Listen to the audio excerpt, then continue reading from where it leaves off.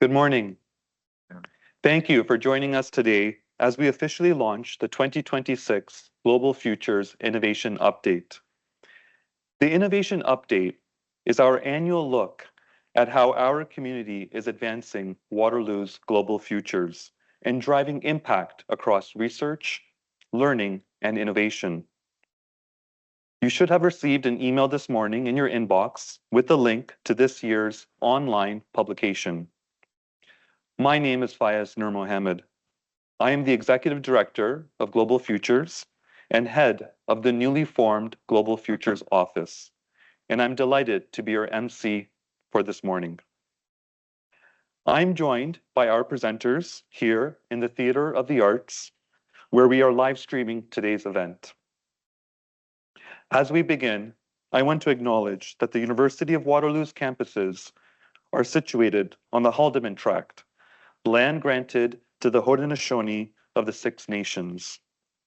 The land inside and surrounding the Haldimand Tract, including our Stratford campus, is the traditional territory of the Attawandaron, Anishinaabe, and Haudenosaunee peoples. Today, this area is home to many diverse First Nations, Inuit, and Métis peoples. Today's event is our chance as an institution to reflect on our progress towards the Waterloo at 100 long-term strategic vision, and to highlight some of the remarkable ideas, projects, and people shaping our global futures. Today, you'll hear from President and Vice Chancellor Vivek Goel and speakers from across our campus who are working to create meaningful change locally, nationally, and globally across our 5 interconnected futures. We will hear from a series of presentations about some exciting projects, and we will close with a panel discussion with our speakers. To begin, it's my pleasure to invite President and Vice Chancellor Vivek Goel to the stage to offer opening remarks. Please join me in welcoming Vivek Goel.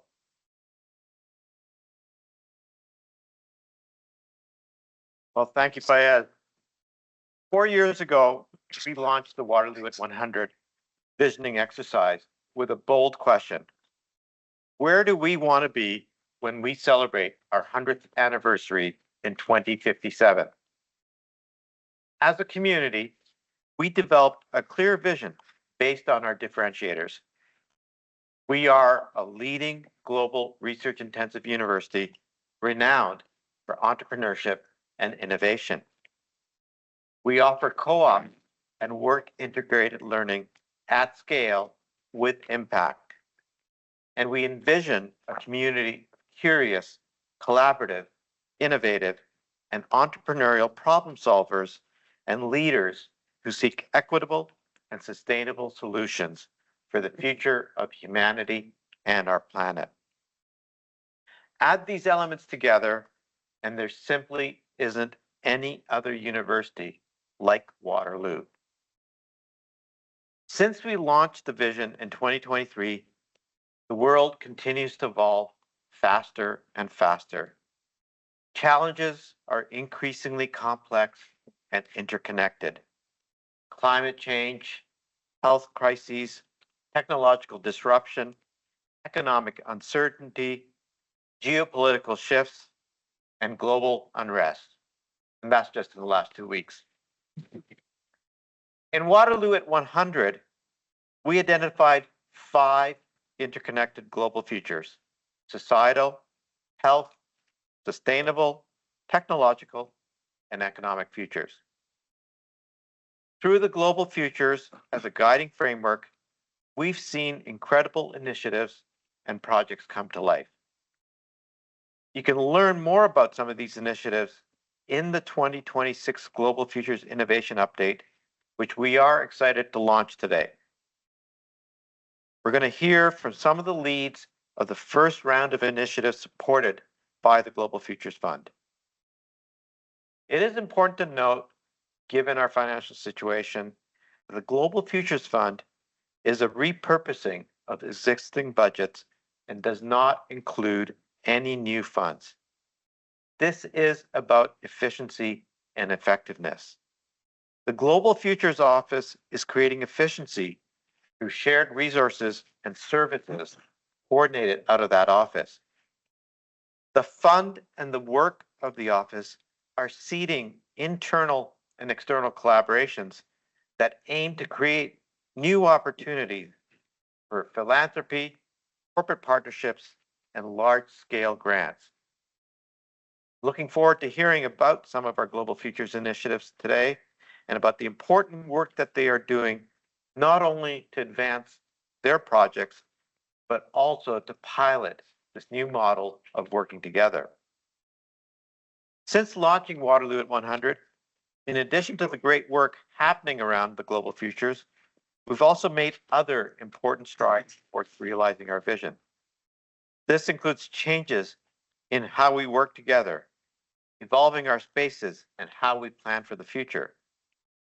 Driven by input from broad consultations, we introduced new institutional values: think differently, act with purpose, and work together. We advanced major priorities: a new campus plan, the Healthy Waterloo Initiative, and planning for the hospital on our North Campus. And we've reaffirmed our commitments to indigeneity and environmental sustainability. We've updated and introduced important organizational processes, such as annual integrated planning and rolling multi-year budgeting. This more transparent and integrated approach will enable us to be more agile and collaborative across portfolios. We also strengthened our research profile, earning recognition among the world's top universities. I hope you are all proud of the work we have accomplished together these past few years. At the heart of our success is the continued dedication, curiosity, collaboration, and innovation within our community. The Global Futures propel innovation from our community. The creativity and leadership of our researchers, educators, employees, and students drive new solutions and shape the next generation of problem solvers. Public funding is under pressure for our sector, and public trust in our institutions is waning. This reality is affecting our community right now. The work we're doing through Waterloo at 100 provides a roadmap for ensuring we grow stronger into the future. These initiatives help us make more efficient use of our resources, focus investments where they matter most, and strengthen our ability to attract public support and partnerships. They ensure that even in times of constraint, we can continue to advance bold ideas and fundamental research. As we look to the future, technologies like artificial intelligence will reshape all aspects of society.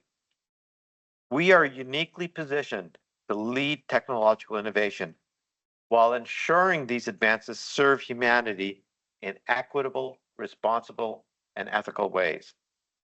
To succeed, we must continue to advocate for strong partnerships with government, industry, and communities so that together we can amplify our impact.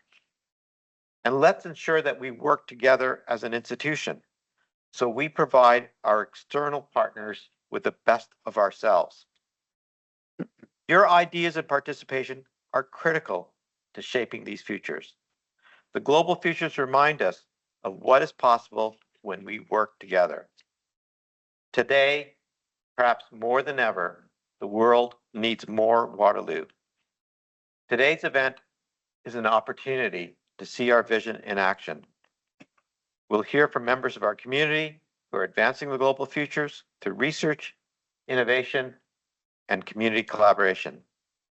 And after our speakers present, I look forward to joining them for a panel discussion. But first, I hope you enjoy this highlight video. Since 1957, the University of Waterloo has been solving complex global challenges. And as these challenges evolve, we are evolving too. The future we imagine for humanity and our planet is at the core of our global futures. Our faculty, staff, students, and alumni are developing solutions at the intersections of society, health, the environment, technology, and the economy. They're thinking differently, acting with purpose, and working together across disciplines, challenging the status quo. From leading research and policies on climate change, cybersecurity, and artificial intelligence, to building the next tech breakthrough and nurturing future health and STEM leaders, we have bold ambitions for the impact we want to make in the world. Meet Waterloo's unconventional researchers, entrepreneurs, and changemakers, inspiring innovation and optimism for our global futures.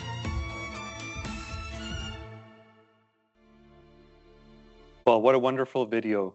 And thank you, Vivek, for those thoughtful remarks and for setting the stage so well for today's conversations. As we highlight work across our campuses, we begin with one of our student innovators, who is highlighted in this year's report. We're pleased that Naheen Abdi, founder of Colaire, was able to record his presentation about his startup in California, where he is presently based. Naheen's work demonstrates the creativity and impact of our Waterloo community. Let's take a look. All right, hi everyone. My name is Na'een. I'm one of the co-founders of Colaire and an electrical engineering student from the University of Waterloo. I'm so pleased to be here for the Global Future launch event. Today, I'll share what Colaire is, the problem we're solving, why it matters to communities like Waterloo, and where we hope to take this in the future. Colaire is an AI-powered assessment platform for hard tech engineering roles, like electrical, mechanical, robotics, aerospace, and automotive.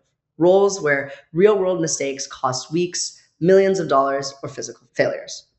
Instead of evaluating candidates using only resumes and interviews, we simulate real engineering work, like designing circuits, debugging systems, or interpreting schematics. Candidates complete realistic engineering tasks in browser-based environments. We capture what they build, how they build it, and how they reason through the problem. Then our system evaluates performance using a combination of deterministic technical checks and AI models trained on engineering workflows. But let's back up here and understand why Colaire is necessary. Hiring in most engineering roles is fundamentally broken in three ways. First, resumes are a weak signal for true engineering ability. A degree, GPA, or company name doesn't tell you anything about how well a candidate can complete a task. And to be frank, the best candidate might be the one who has just thrown themselves into side projects and lacks the brand name effect another candidate might have. This is true in almost any field, but it's leagues more true in spaces where on-the-job problem solving and case-by-case analysis is so important.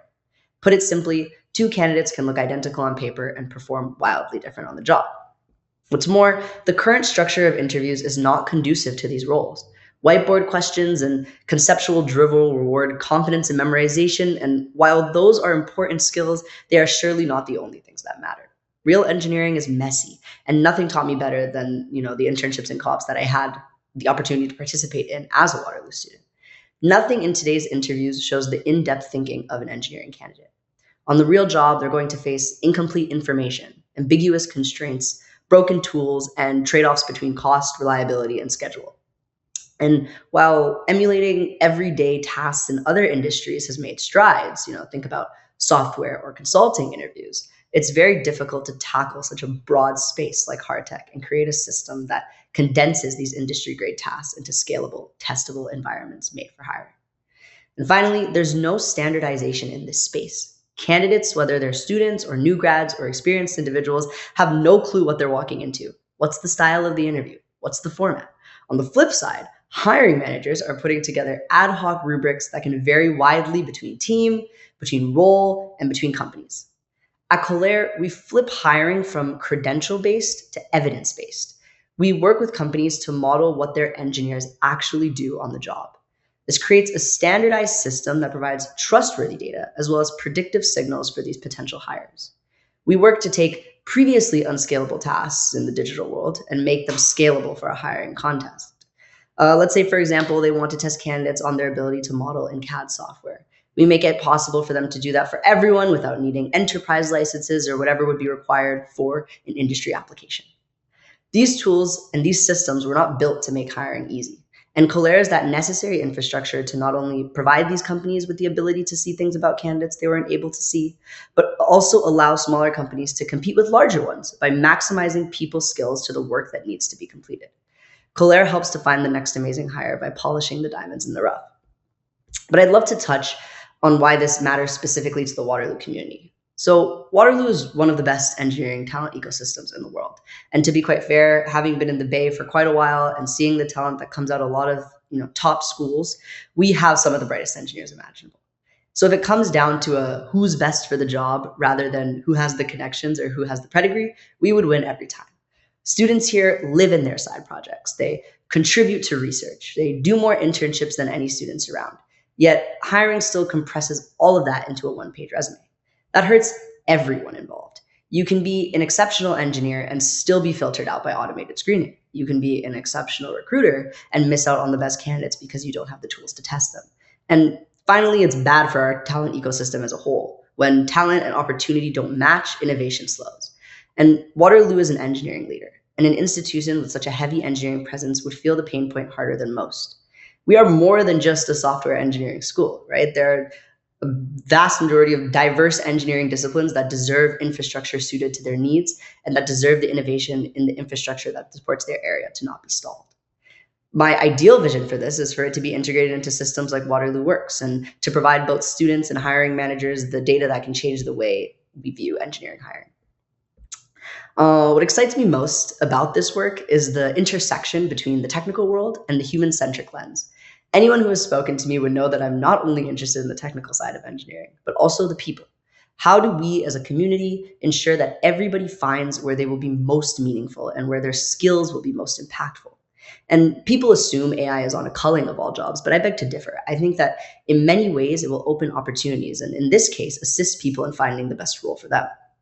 Couple that with the fact that I think engineering work is the most interesting there is. I could be a bit biased considering my background, but working with so many amazingly brilliant customers solving wildly complex problems is the reason I haven't been bored since the start of this journey.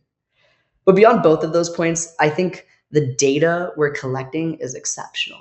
It's the process flow data of engineers truly trying at these everyday tasks. And from an AI perspective, data like that is invaluable for the future of generative design AI tools that can improve the speed and efficiency of engineering work.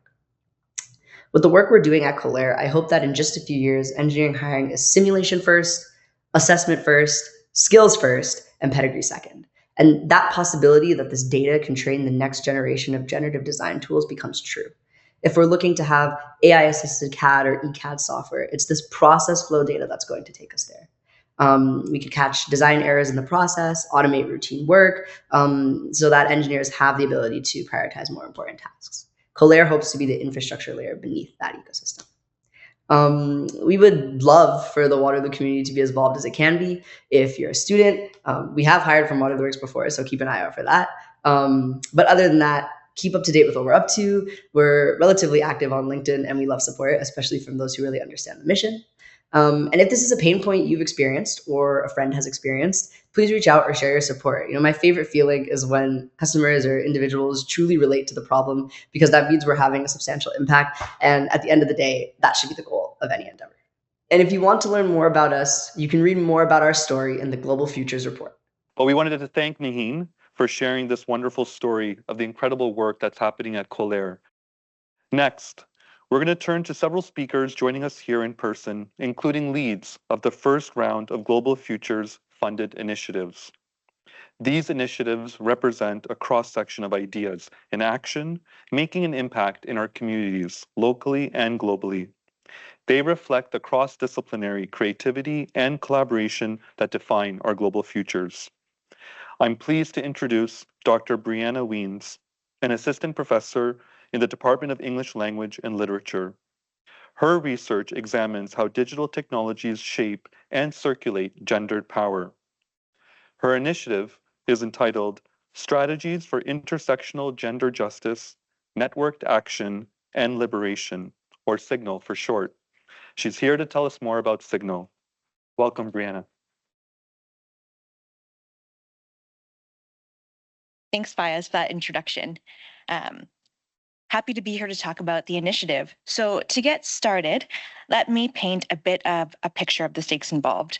So in November 2025, just this past year, the UN declared that globally, we must end digital violence against women and girls, as well as other marginalized genders and sexualities, including trans, non-binary, two-spirit, and queer people. So what this tells us is that coming from the UN, in addition to the really exciting things about technology and media, the digital world is also this minefield of harassment, of abuse, and of control.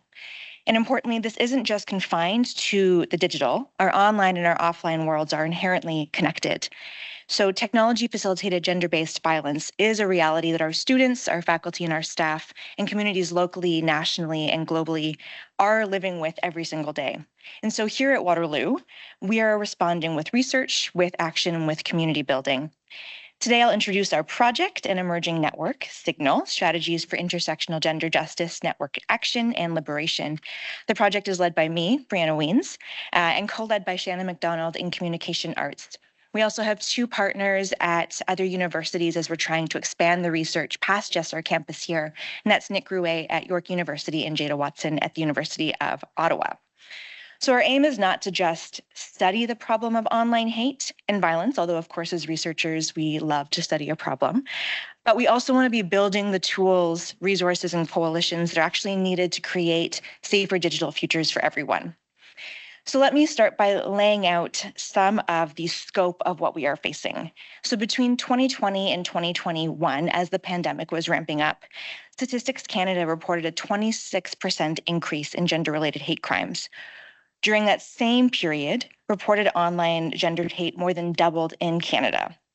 A 2023 European study found that there was over a 30% increase in online toxicity, and this was driven by a lack of legislative regulation around content moderation and also fueled by rising political division.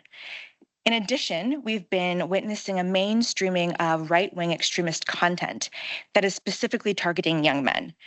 Recent reports are showing us that young men are moving towards far-right politics at alarming rates across many global democracies.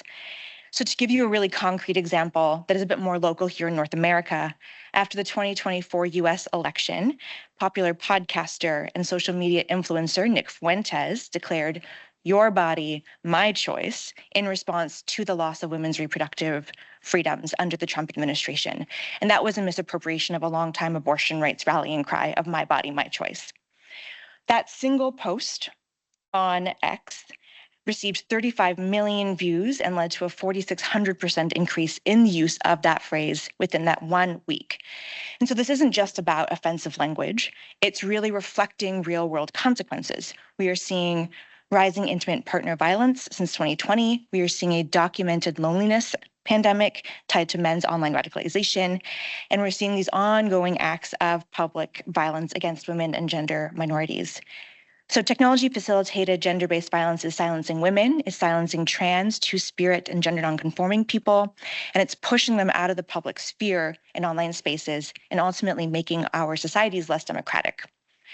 So at this point, we might be a little bit worried, and we might also be wondering, okay, how does this affect us at Waterloo? So the answer is that it affects us profoundly. From 2024 to 2025, we conducted a campus-wide survey on technologies facilitated gender-based violence. And what we found was really impactful, and it's going to impact all of us. And it reflects the results of the trans and non-binary equity strategy here on campus. So while misogyny, queerphobia, and transphobia are widely recognized on campus, they're often minimized, dismissed, or outright ignored. Queer, trans, and racialized students, faculty, and staff report feeling unseen or unsafe across digital and physical spaces. And so many report experiencing peer-level harms in group chats, online forums, and even in classrooms, and feel that there's very limited support available to them. What we're seeing here at Waterloo is mirroring global trends. What happens online doesn't stay online. The harassment in a group chat shapes who feels comfortable speaking in a seminar. The misogynist memes that are circulating on social media influence who feels comfortable speaking out and how students actually interact in residence halls and in labs. And so we, as members of Signal, believe that this is our problem to solve right here on campus. So what is Signal and how are we responding? Signal is a cross-disciplinary research and action network that's bringing together expertise from across campus and then ultimately across Canada and then internationally.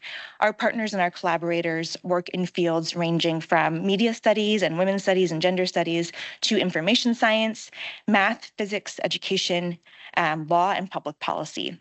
We're working here on campus with campus accessibility, with EDIR, SV Pro, and the integrated teaching support unit, where a lot of this important work is already happening. Our mission is to really address the ongoing threat of tech-facilitated violence, of radicalization, and of systemic inequity online by trying to build more socially just and technologically resilient futures, specifically through feminist, through queer, anti-racist, and equity-driven approaches. Signal operates through three main interconnected streams that really reflect its name. So in stream 1, we have intersectional gender justice, and there we are mapping gender-based violence and machine learning misogyny. So how are the ways that AI systems reproduce and amplify gender-based discrimination? So we are analyzing coordinated bot campaigns, documenting how podcasts normalize extremism, and we're showing how algorithms push users towards increasingly extremist content. Our partner, Nick Rouet, created ManoWhisper here. It's a database of manosphere podcast episodes, audio from extremist networks, including the intellectual dark web, QAnon, the alt-right, and white supremacist movements. In stream 2, networked action, we are building alternatives for action. We're developing content moderation protocols that center marginalized users' safety rather than corporate liability. So these are tools like a misogyny meter and a hate speech meter that we can plug into our browsers. In stream 3, liberation, we are preserving digital resistance to move towards better futures. So we're documenting how feminist movements operate, but then also how they become fragmented, suppressed, or co-opted.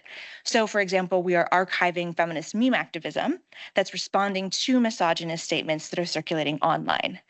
And then we collect these and other counter-speech campaigns to preserve the feminist blueprints of today for future organizers. For Waterloo specifically, right now Signal is developing tools and resources for faculty, staff, and teaching assistants on recognizing misogyny, online hate, and radicalization in the classroom. We're working on position papers that also reflect the results of those survey results that we were looking at earlier. In the long term, our goal is to really help position Waterloo as a national leader on digital safety. So with the support of the Global Futures Fund, we're scaling these resources to reach the University of Waterloo more broadly, as well as Canadian campuses and then hopefully institutions and communities internationally. Our vision is quite ambitious, I will admit. It's one that hopes for a digital future where technology is a force for equity, where students can participate in online spaces without fear of harassment, and where algorithms are not radicalizing youth towards extremism. And so we really hope that you will join us in continuing to amplify this signal. Thank you.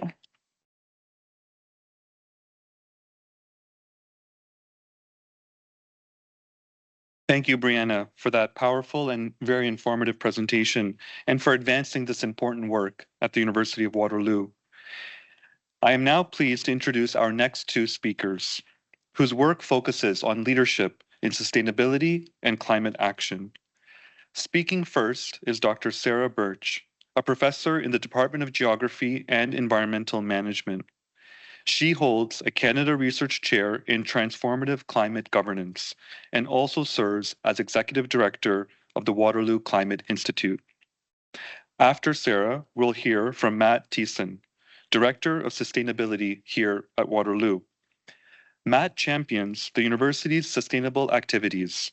He has been instrumental in developing the university's environmental sustainability strategy and Shift Neutral, our climate action plan. But first, Sarah.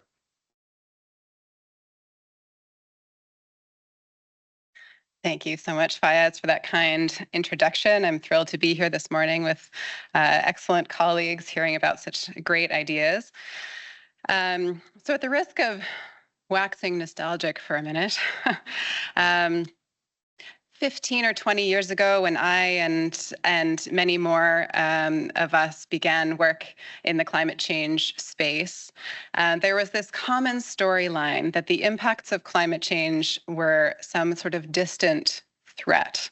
They might unfold in 50 years or 100 years. And because we have this lovely cold climate here in Canada, especially today, they wouldn't happen here for decades. Probably somewhere else, in some distant future. It couldn't be more clear now, a couple of decades on, that the impacts of climate change are unfolding right before our very eyes. You'll know, I'm sure, that 2024, for instance, set records in the bad way when it comes to insured losses related to wildfire in this country. Those records that we set in 2024 were triple what wildfires cost us in insured losses just the year before. And that was more than 7 times the average in the decade prior. So we're on a curve upward when it comes to the impacts of climate change here in Canada that we definitely don't want to be in. And it's not just wildfires. We're experiencing floods, heat waves, particularly in cities, food insecurity, all sorts of threats in this country. So this is the reality of a changing climate that we as Canadians and a global community are grappling with. And so the federal government took the step just a couple of years ago to develop our first climate change national adaptation strategy. And I highlight this because the goal here was to make a broad statement that we need a whole of society approach to protecting our communities, our ecosystems, our economy from a changing climate. And that includes universities, work that we do here, provincial and territorial and Indigenous governments, actors in all sectors. That national adaptation strategy also highlighted that there's this urgent need for skilled professionals who can lead us through the climate disruption that we're seeing in government, in business, in public health, in engineering, and more. So the reality is here in Canada, we're just not keeping pace yet with the challenges that the climate crisis presents. We lack the capacity to manage both the risks of climate change and also, crucially, to seize the opportunities of the low carbon transition as we move away from fossil fuels towards renewables. At the University of Waterloo, we've cultivated a truly world-leading concentration of climate change experts here. We have engineers who are building these essential new battery technologies. We have political scientists who are unpacking the discourse around climate change and how we should govern this transition or rupture. We have also been leaders in developing degree-based programs and diplomas like our Master of Climate Change, our graduate diploma in climate risk management, our program in sustainability and financial management. With the support of the federal government, Natural Resources Canada, we've been working really hard here at the University of Waterloo to integrate climate change adaptation, risk, and resilience capacities into our professional programs like engineering, planning, accounting, architecture, and landscape architecture. With the support, though, of the Global Futures Initiative, we're building on these strengths to deepen our commitment to communities of learners at all career stages from coast to coast in Canada. And this is a truly cross-faculty collaboration, which is really exciting to see. The National Climate Leadership Centre will be a national hub for lifelong learning and climate change and sustainability. We'll develop initiatives both on greenhouse gas reduction, decarbonization, as well as adaptation and resilience, how to protect our communities and our economy, our society from the impacts of climate change, and crucially uncovering synergies between those two sets of solutions so that we can sort of accelerate progress to more deeply sustainable communities. We're bringing Waterloo's strengths in technology and AI, in natural and social sciences to bear on those challenges. And the National Climate Change Leadership Centre will have a couple of priorities, but our goal is to cut across sectors and develop lifelong learning training programs, capacity building programs for the municipal sector, for public health professionals, and the private sector.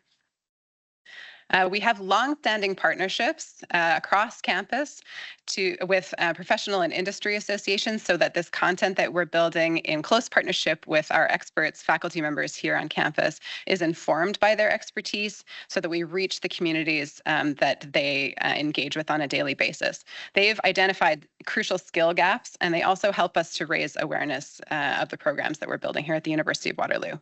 So ultimately, our goal is to train thousands of professionals across the country to build resilience, to make the most of the transition to a low carbon economy, and help our communities thrive in this time of change. The university, the Waterloo Climate Institute at the University of Waterloo will be the sort of key home and deliverer of this center. We've been around since 2008. We're the largest university-based climate change research center in Canada, with an incredible diversity of scholars across all 6 faculties that engage in climate change work. Our goals have been to convene and to support leading edge research in the climate change space. We also mobilize that knowledge. We engage deeply with media, with policymakers. We advise governments. We work across sectors. And crucially, we have an incredible capacity to deliver training and capacity building through the Waterloo Climate Institute. For instance, we've been partnering with the Federation of Canadian Municipalities to develop a micro-credential, a certificate in municipal climate change adaptation that just launched last week and will run twice all year. So we have these relationships with both municipal networks across Canada and sector-based and professional associations that help us to deliver this work. The role of universities is shifting, and this Global Futures funded initiative helps to evolve the University of Waterloo's presence in the community. As we just heard from Brianna, it is crucial to play a central role in building trust across communities, to make our expertise more widely available so that we can all build resilience to climate change. And we need to grapple with these new and evolving risks. So the University of Waterloo has a central role to play in that. The National Climate Leadership Center will amplify the impact of the University of Waterloo's research and teaching, will connect it to practice, and help to build resilience in our communities. Thank you.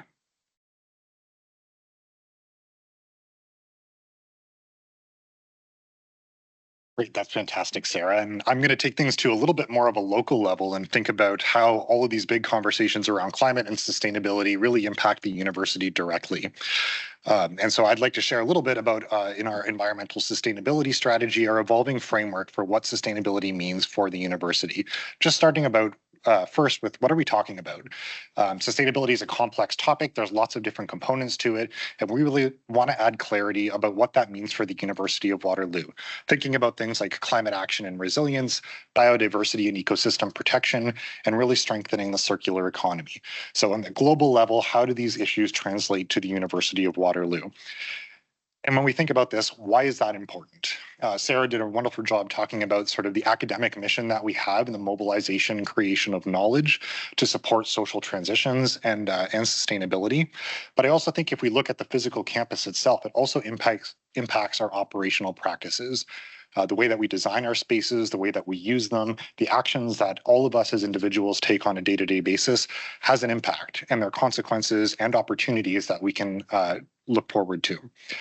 I also think that as a campus of over 40,000 people, when we think about both students and employees, there's a huge community that's here that we really want to engage in the work towards sustainability, not just as employees and students, but also as community members, as citizens, as voters, as homeowners, and all the other ways that the people at Waterloo really impact society. And so what does that mean? Where are we going to go? The framework also articulates core directions for the university. These are long-term visions of where we need to get to across the campus, aligned with things like Waterloo at 100 and the campus plan of what transformations are going to take place across the university. Some of these have their own dedicated action plans like Shift Neutral or Shift Mobility, our sustainable transportation plan, that really articulate some big transformations that will happen across the campus space as an exemplar for what this could look like across society. And finally, in the spirit of One Waterloo and working together, how do we collectively take an all-of-institution approach to tackle the problem of sustainability and climate action? And so the sustainability playbook as part of this really helps us identify what lenses we can take to decisions, how individuals can play their part in many different unique ways across the campus, and how all departments, units, and divisions of the university can be a part of our transition together. And of course, this is an evolving space. Things change all the time, so there will be a continuous improvement process that we look at the campus. I also want to take this from the theoretical now and just provide a few examples of what this looks like in practice. And so when we think about climate action, this is really about a transformation of our physical spaces. And one project that I wanted to point to, and a big thanks to plant operations and a lot of the technical people that helped make this possible, was a heat recovery system that we actually pulled in to the quantum nano building. It takes excess heat that comes from the data center that's in the math and computers building right next door, pipes it over the bridge between the two buildings, and it's used in the QNC building, which has a year-round heat demand. So this is a really great example of innovation that's happening here on campus that saves energy, it reduces emissions, and it saves the university money in the long term. And these are the types of strategies and solutions and physical changes that we'll see more of over the coming years as we implement shift neutral and our climate actions at Waterloo. In a slightly less technical, but maybe even more vibrant sense, we can also look at the natural spaces that we have on campus. Over the past couple of years, our office, in collaboration with many others, has looked at opportunities to do naturalization projects, tree planting, invasive species management, and find other ways to strengthen the biodiversity and the rich resources that we here have on campus. Waterloo is actually home to more than 2,000 different species of plants and animal and fungi and birds and all sorts of things that maybe we don't think of on a day-to-day basis, but they're there. This is a photo of a BioBlitz event that we ran last year and the year before that, which was really a citizen science opportunity for people to go out into nature on the physical campus and help identify some of these species to inform our biodiversity assessment for the university. And finally, again, in the theme of engaging the campus, we do offer different programs like the Green Office or Green Labs or Green Residence programs to give that bottom-up opportunity for students and employees across the university to really be a part of this transformation. There will need to be top-down support, and there will also need to be a lot of bottom-up support. I did want to highlight here the Sustainability Leadership Certificate that we launched last year. And this is a co-curricular opportunity for students from any program of study, graduate or undergraduate, to really track the progress that they make in many different dimensions of learning about sustainability at Waterloo. So this can be formal training or programs, it can be volunteer opportunities that they do, it can be personal action that they take in their own life, or it can be work experience that they gain on co-op or through hackathons or other topics like that.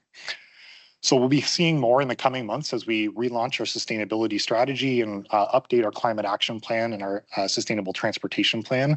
These are big transformations, and I hope you'll join us for this journey. Thank you.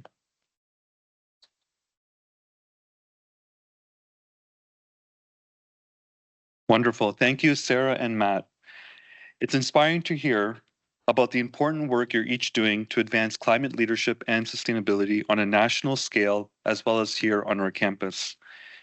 We all look forward to hearing more during the panel discussion. Our final presentation highlights an initiative focused on education here at Waterloo. This initiative is supporting the next generation of innovators, designers, and problem solvers. Please welcome Dr. Derek Rayside. Derek is an associate professor in the Department of Electrical and Computer Engineering. He is leading a Global Futures initiative named after its vision, creating Canada's largest interdisciplinary capstone ecosystem. Derek, the stage is yours.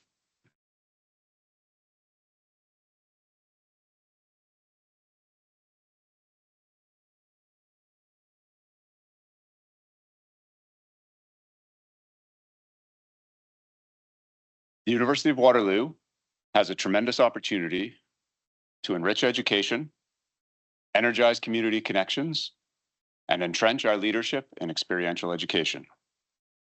Waterloo's capstone ecosystem already graduates over 2,000 students per year across multiple faculties. We have dozens of capstone courses representing all of our disciplinary diversity. Together, we can strengthen and grow Waterloo's capstone ecosystem to be Canada's biggest and best. Next slide, please.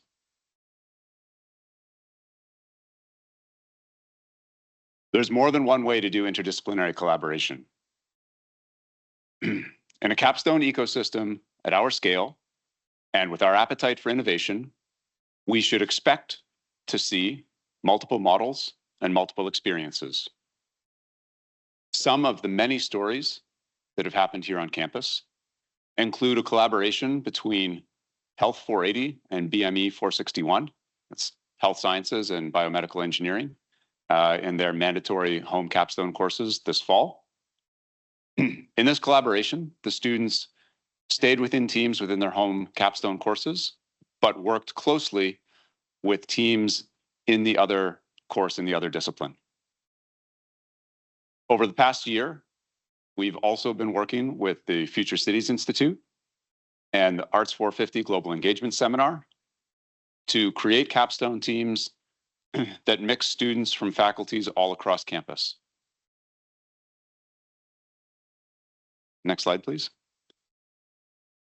These projects have engaged students in solving real-world problems with multiple external partners. With the City of Iqaluit, our students have investigated important city challenges with water distribution, waste management, road surfacing, zoning, and more. With Princess Margaret Cancer Center, our students have worked to advance research and clinical care in sorting images of stem cells, modeling blood flow and solid tumors, and optimizing scheduling of CT scans for patients. With Halton Region nearby, we've had many engagements in capstone and with students in third and first year, including guest lecture with our alumni, Andrew Farr, pictured.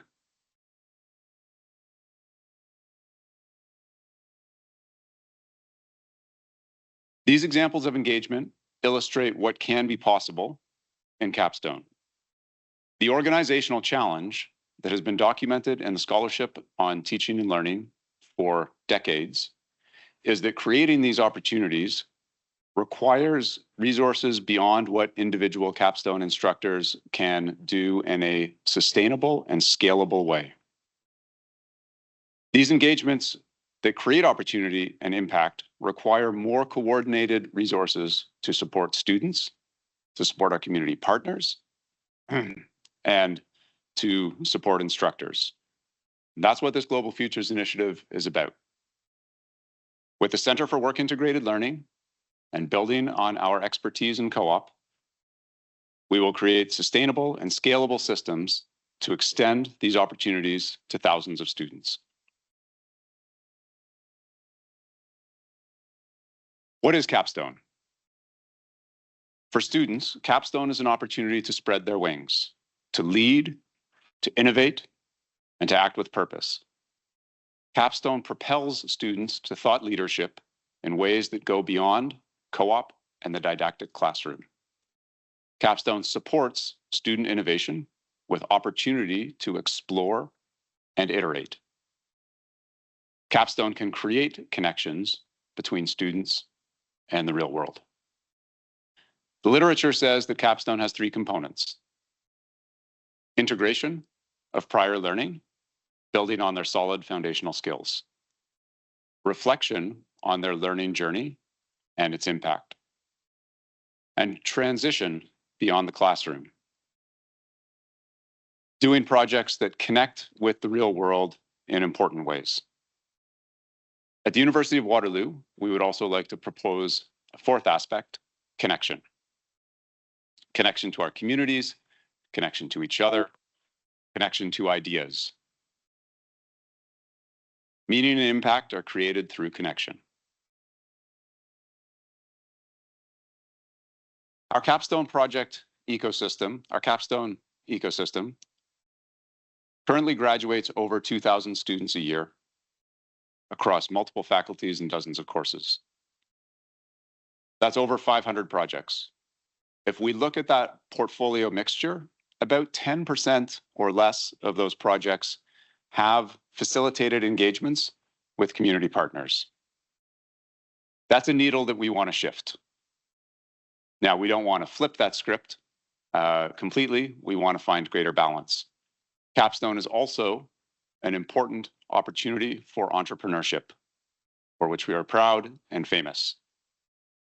Some of the entrepreneurial stories that have come out of capstone include Volterra, that does 3D printing of circuit boards, which seems so obvious, when you say it.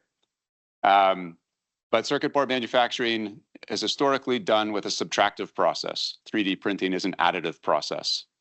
That's part of the innovation that came through Capstone and created a new company.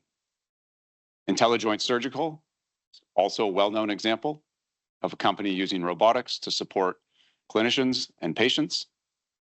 And Vena Medical is a newer Capstone success story that has created tiny cameras that allow doctors to look inside veins.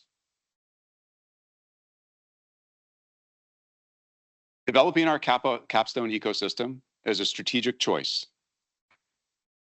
The Scholarship on Teaching and Learning has identified this opportunity for decades, observing that Capstone rarely coordinates across university hierarchies at any institution. Global Futures opens the door for us to work together. Developing our Capstone ecosystem is a strategic choice about where we play and how we win. We know experiential education. We know work-integrated learning. We know entrepreneurship. We know how to scale. We value making impact for our communities through innovation. Developing our Capstone ecosystem is a strategic choice about how we differentiate Waterloo, and it builds on the foundations of our world-leading differentiators, co-op and innovation. In the future, Waterloo will be known for co-op and Capstone. Thank you very much.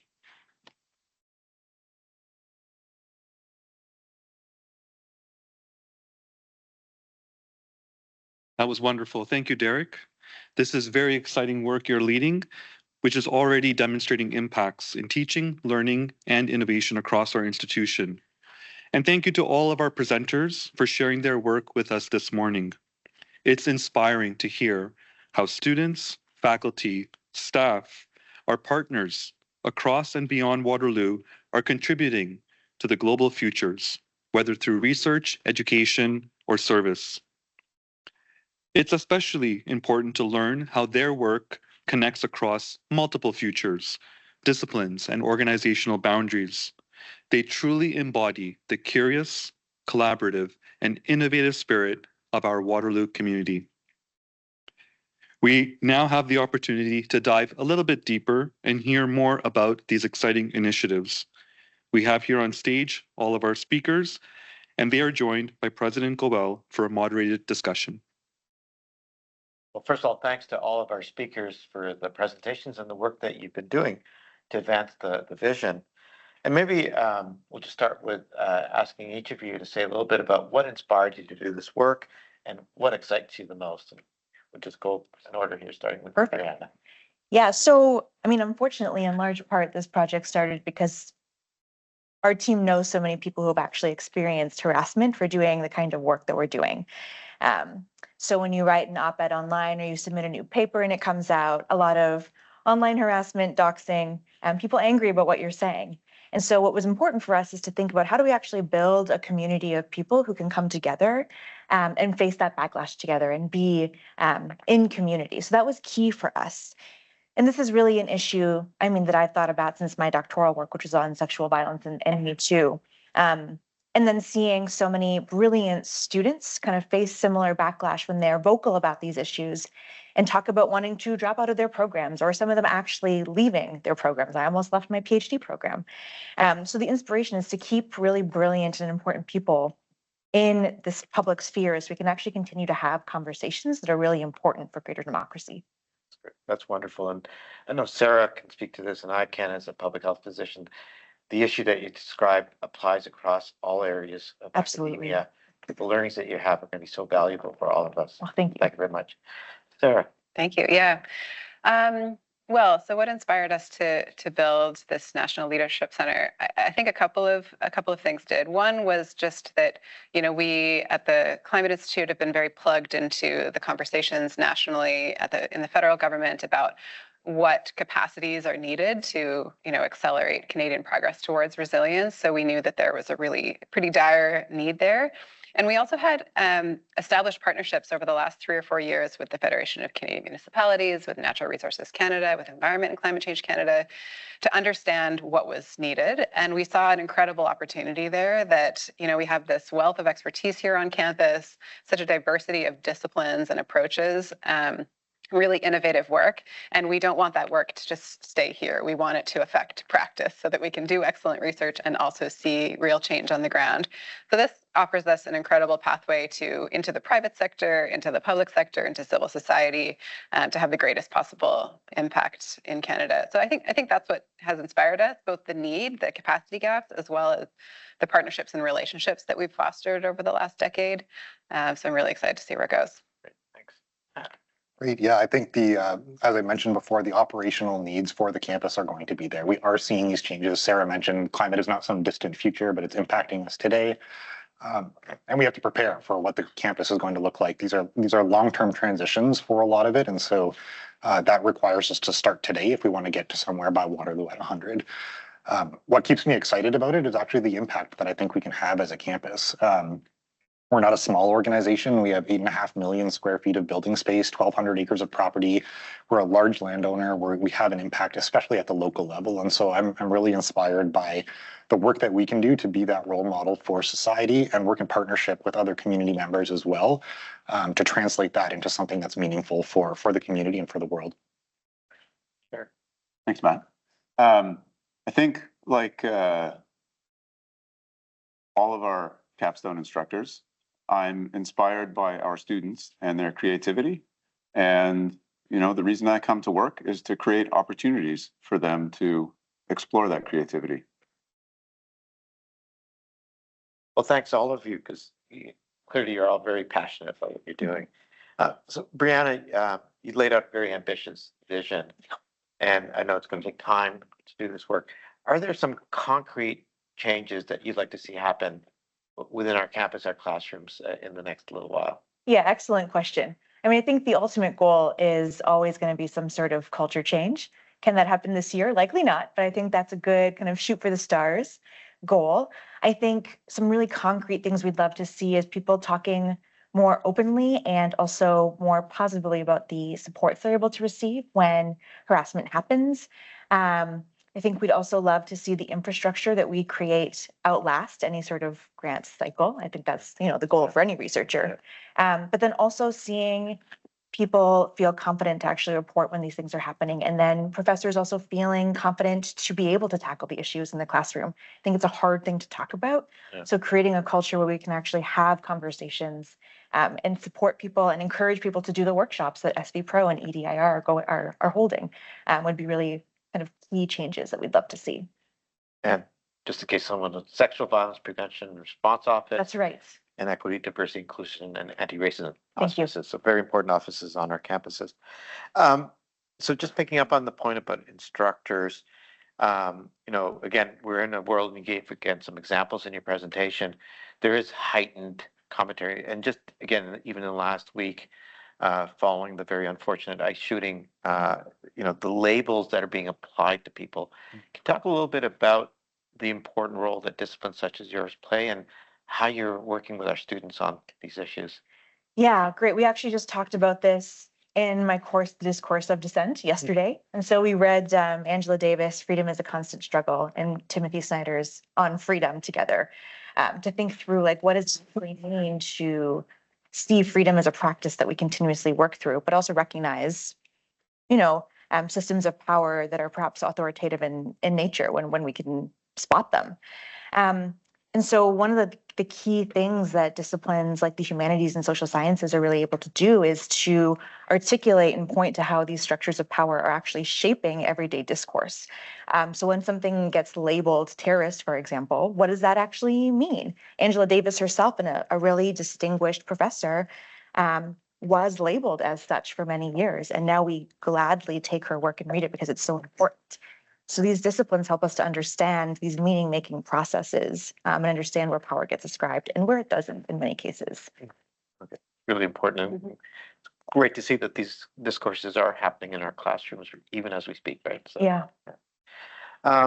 So Sarah and Matt, we're in both of you talked about this, the period of great global instability and war, economic pressure, political polarization, and climate is being pushed down in the agenda in so many places, and I'd say in our own country as well in the last little while.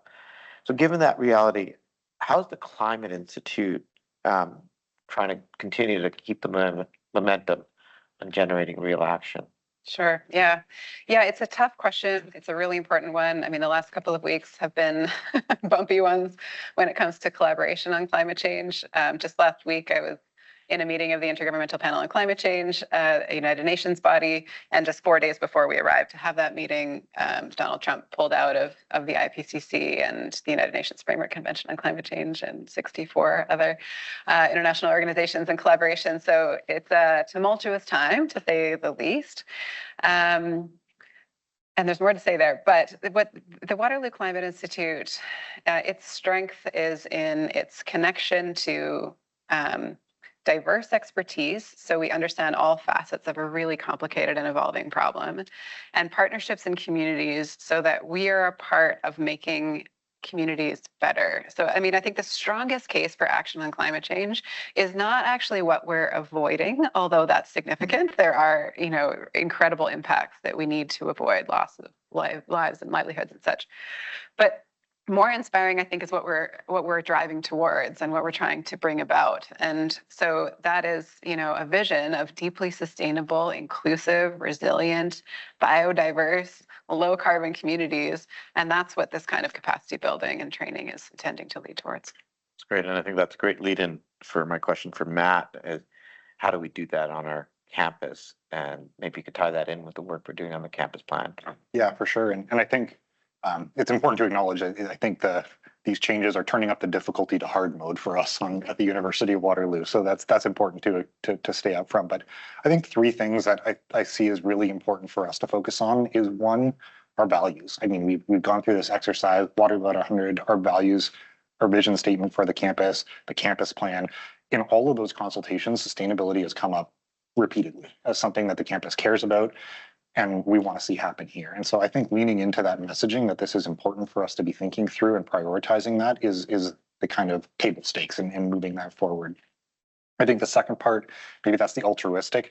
The second part I think is very pragmatic and looking at, again, we are going to have to adapt to some of these changes that are coming. The market is shifting. The technology for decarbonization is shifting. The world around us is changing. And I think not doing it now really puts us at a long-term risk of being behind on a number of things. And so I think the flip side to that is how do we seize the opportunity? How do we make sure when we do the kind of planning for the campus that we're not that we are clear on what the benefits are of that in terms of energy savings, cost savings, other things like that, but also the cost of doing nothing. Sarah mentioned the damages and other things that can come, but business as usual is not zero cost either. And so really making sure we're keeping those both in mind, and that helps us manage risk and seize opportunity in the short term. And the third piece, I think, is really about relationships, and similar to Sarah's point, it's the connection to the community. Even though there's a lot of sort of framed pullback of climate, green hushing and all these kind of things, there's still a lot of people that care. And I think Waterloo's strength has always been the ability for us to connect with like-minded institutions or businesses or governments or whatever to really make progress on this. And so I would encourage us to continue to do that. Yeah, and I just add, ties in with Sarah's point that I'm preempting the release of the campus plan, which will go on the board in 2 weeks, but it will be up very soon. And what's really exciting, Sarah, is that when we look at what a sustainable campus looks like, it's also greener, it's more walkable. It's like, I think it's all the things that people would like it to be.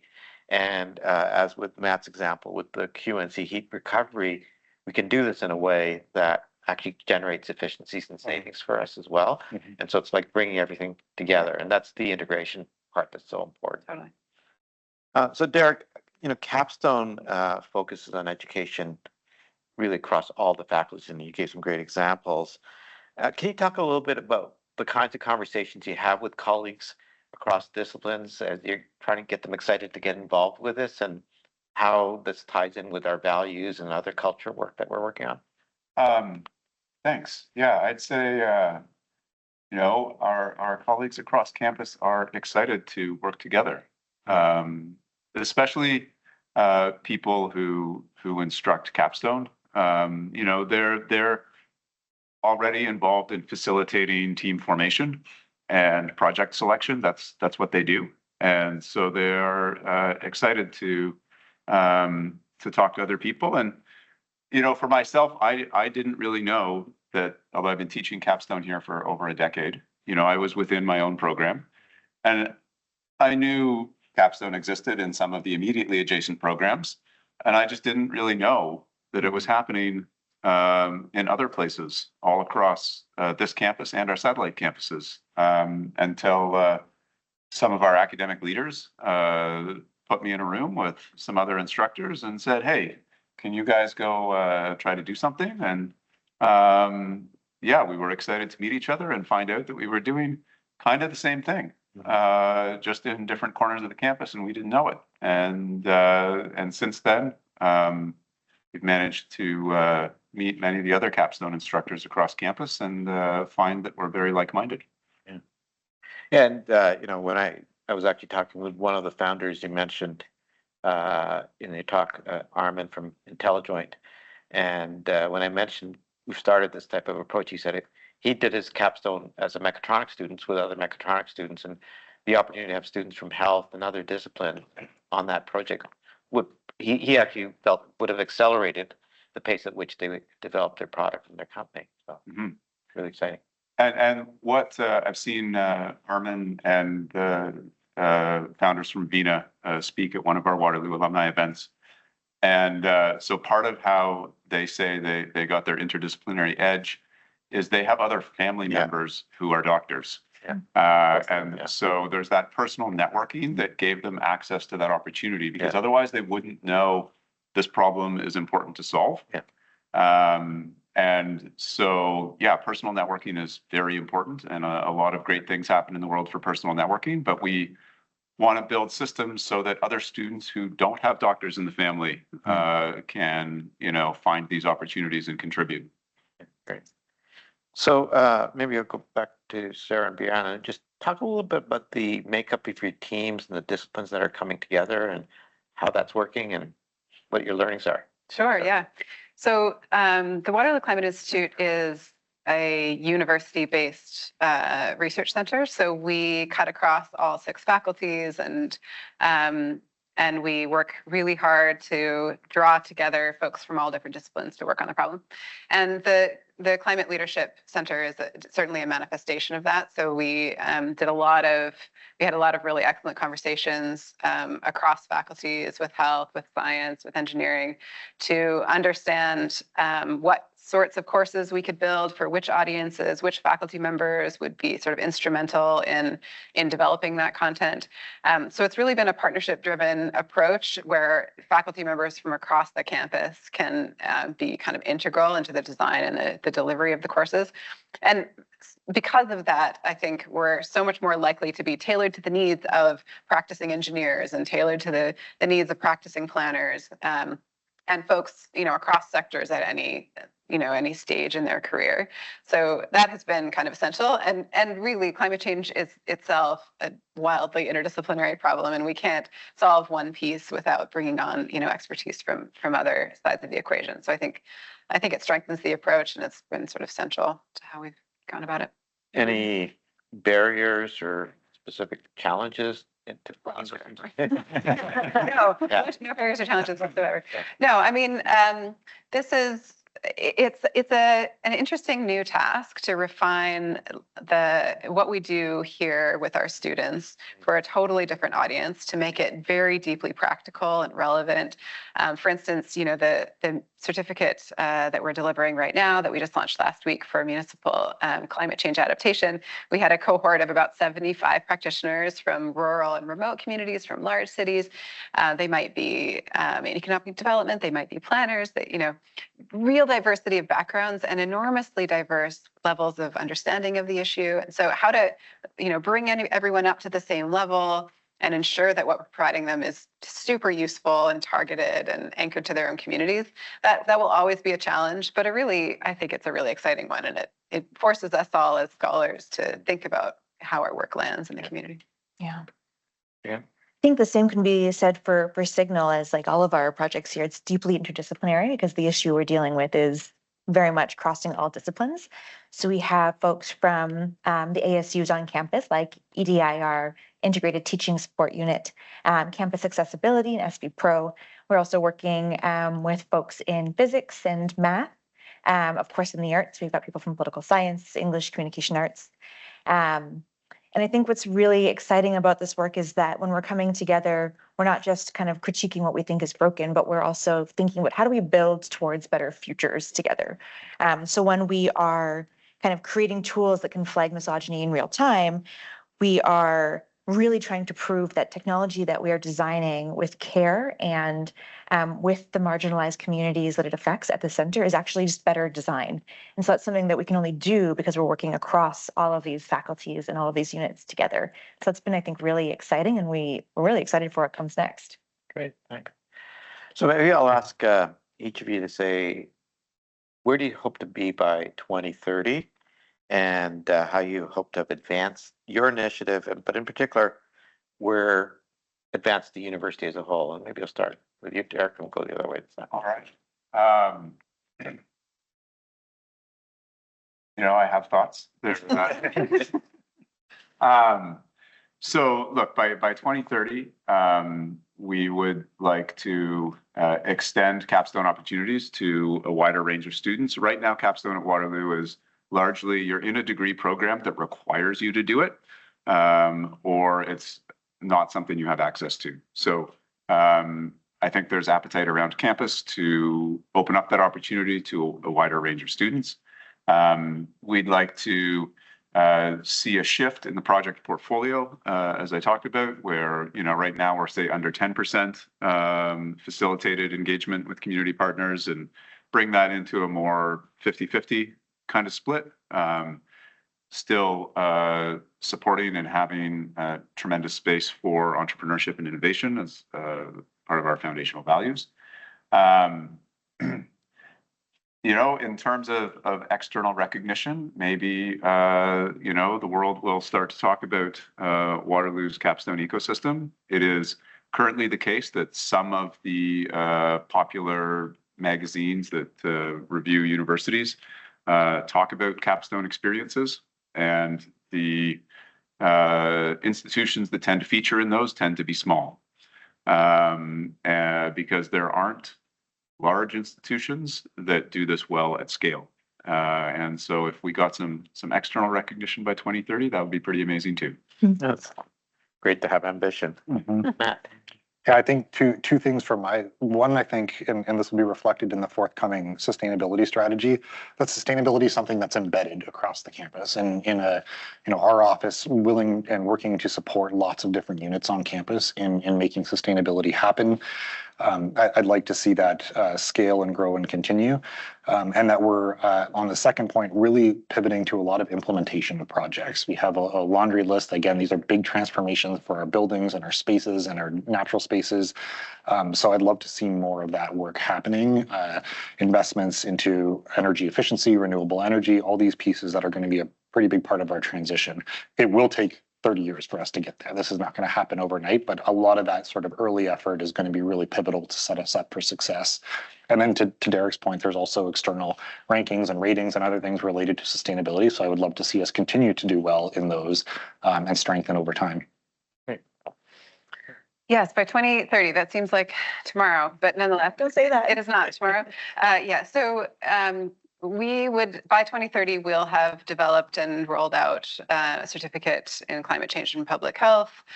We'd like to do the same in the private sector. We have expertise on supply chain resilience and ESG in the private sector, certainly, that we will be building out by then. I mean, at the risk of making the Climate Institute team's hearts palpitate, I'd love to see hundreds, if not thousands, of students in these programs 4 years from now. And I'd like the University of Waterloo to be recognized nationally and internationally as, the place to go for lifelong learning and capacity building and climate change. Great. Nice. Yeah, I'd also say three things. I think the first is that we take technology facilitated violence seriously, that platforms are actually held accountable, and that we can create public policy to speak back to that. Second, similar to Sarah's point here, that Waterloo is this space where it's a university that's a national leader in digital justice, where students come here to work with us because they want to work with technology that is centered around humanity and that they want to see it progress for equitable futures. And I guess last, just that the open access databases that we're creating are used across institutions and used across different policy spaces. Well, those are really inspiring points to end on. And again, as I opened with, and I think Sarah, you referred to the world is a pretty crazy place these days, and every day we see something else that really gets us concerned about what's happening in the future. And our own space here at the university, we're also working in a very difficult, challenging time. But listening to all of you, it's very inspiring. And I think it's great to hear everyone have a vision for the future, for the education that we're doing, the research that you're doing, and the engagement that we have with our community, because it gives us hope that despite the challenges that we have in the world, we're going to continue to thrive as an institution. So with that, I'd like to thank our community for joining us for this event.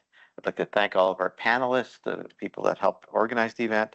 We've had some great discussions, and I do want to emphasize this is just a small sliver of all the great work that's happening across our campuses.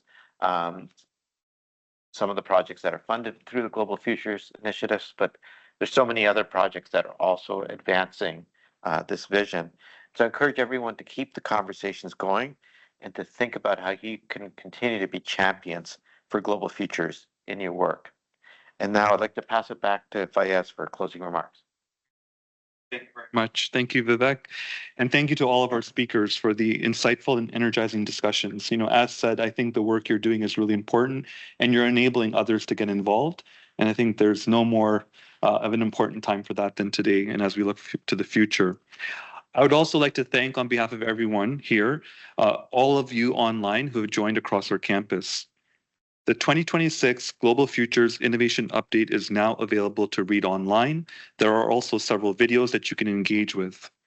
And you can learn more about today's initiatives and many others on our website. The website also includes more information about the Global Futures Office and the Global Futures Fund. So we're currently accepting expressions of interest for the second round of Global Futures funding. And inspired by the question here today, think about 2030 and beyond, and where would you like to be with the University of Waterloo in our global futures? If you were inspired by what you heard today, or you'd like to connect with any of our speakers, or perhaps you want to tell us about the work that you're doing, please reach out. We would love to hear from you. This concludes our event this morning. Thank you once again from all of us here to all of you online. We wish you all the best in all you do. Thank you.